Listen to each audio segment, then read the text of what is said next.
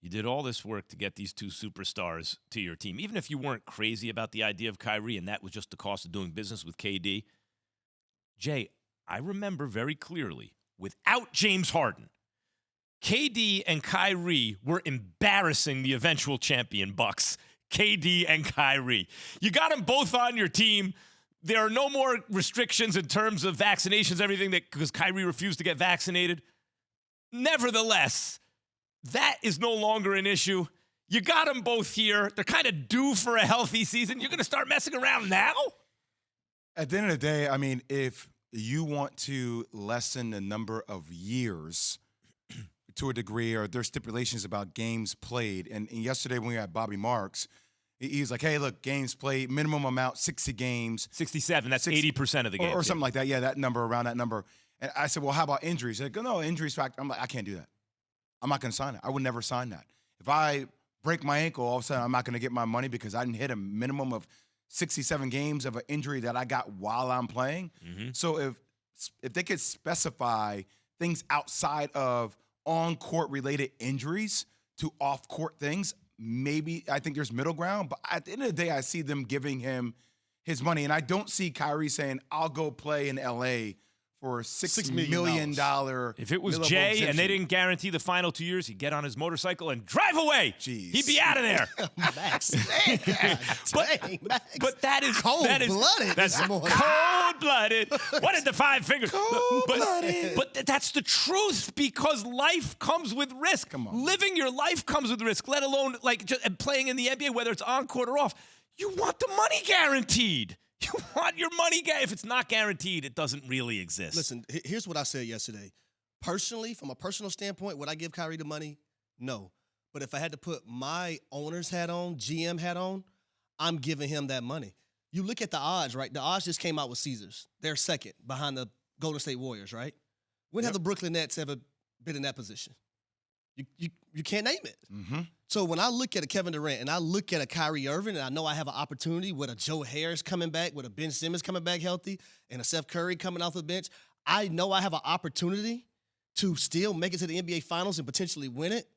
I'm not breaking this duo up. Plus, at the same time, I don't want Kevin Durant feeling some type of way if we go a different direction with Kyrie. Question. I asked Bobby Marks the same thing. You don't want to guarantee the whole Kyrie contract. By the way, I wouldn't want to either, only because Kyrie, when he says he didn't want to make it about him, Jay, I believe that. But I think if he saw the bigger picture, he clearly wants to be a part of something bigger than himself, and he's willing to sacrifice himself for that bigger thing, right? So you could talk about George Floyd, you could talk about protests, you could talk about not getting a very safe and effective vaccine, but okay, he has his feelings about it. The point is he's willing to. So if I'm a team, I'm nervous. Number one, you might get injured. He's also been hurt.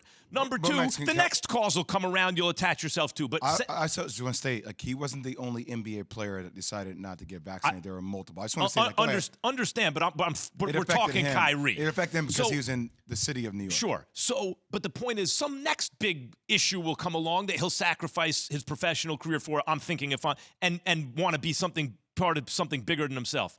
So, Jay, if I'm the team, I don't want to guarantee 4 years. However, if KD comes to me and goes, yo, if you're going to mess with Kyrie, I want out of here. Here, Kyrie, here's your guarantee. You don't have a choice. Would you? You're damn right I would. So what are we doing here, Jay? What would you do, Jay? I'm the one that yesterday said I think there's 0% chance that he goes somewhere else.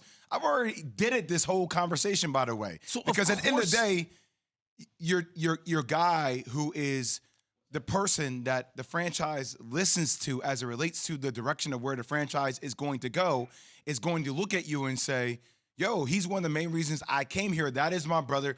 That's a guy I believe I can win a championship with. But the fact is they are going down this road with Kyrie. So they are willing to risk the relationship with Durant. Let's say KD at a certain point, they don't get off this nonsense with Kyrie, and KD's like, I want out. And he went somewhere else, because the thrust of Woj's, or one of the interesting points in Woj's piece, is other teams want this to go on so that KD becomes untethered to the Nets. What about that side of it? Especially the small market teams. What about that side of it, Jay? But here's my thing with the Nets, though, right? You can't all of a sudden, be lenient with these two guys, or Kyrie per se, and then all of a sudden now you want to try to play hardball with them. It don't work like that. That's like when you have a child and you're lenient with your child, but when the child turns 6 years old, you want to be that hardcore parent. It doesn't work like that. They're going to sit there and laugh at you. But I want to look at it's Harry. hard to come back So from. we're talking about the hypothetical that if Kyrie Yes. decides to leave, you're saying what should KD do? Or like, it's just interesting. If KD wants out, where could he go? Where would he go? So- where would make the most I would sense? say- Who I could would get say him? Two things, right? Number one, obviously, if depends upon the relationship that KD has with Joe Tsai and Sean Marks. That if he actually acquiesced and he said, okay, we can't get Kyrie, who else could we get in return? Let's make some moves. So number one, staying in Brooklyn, seeing if you could work through that with those guys, because you have a culture, it's beginning to become established.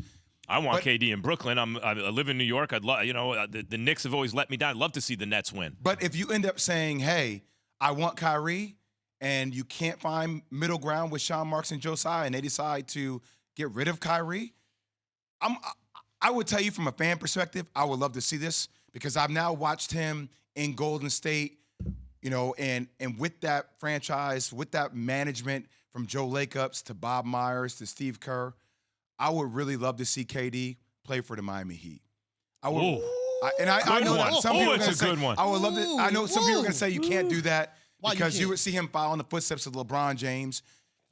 But at the end of the day, people are going to criticize KD. Regardless. Man, Regardless, LeBron's whatever been he wants to do. LeBron's been gone from Miami for a And decade. to see him you know. be part of that dog mentality that they yeah. have in Miami, I love that it. kind of fits the culture of and actually have a coach in Eric Spoelstra who's been there, who's done that before. Have a guy like Pat Riley, he can oversee it. Don't give Pat Riley it's- KD. Thanks for watching ESPN on YouTube. For live streaming sports and premium content, subscribe to ESPN Plus right now.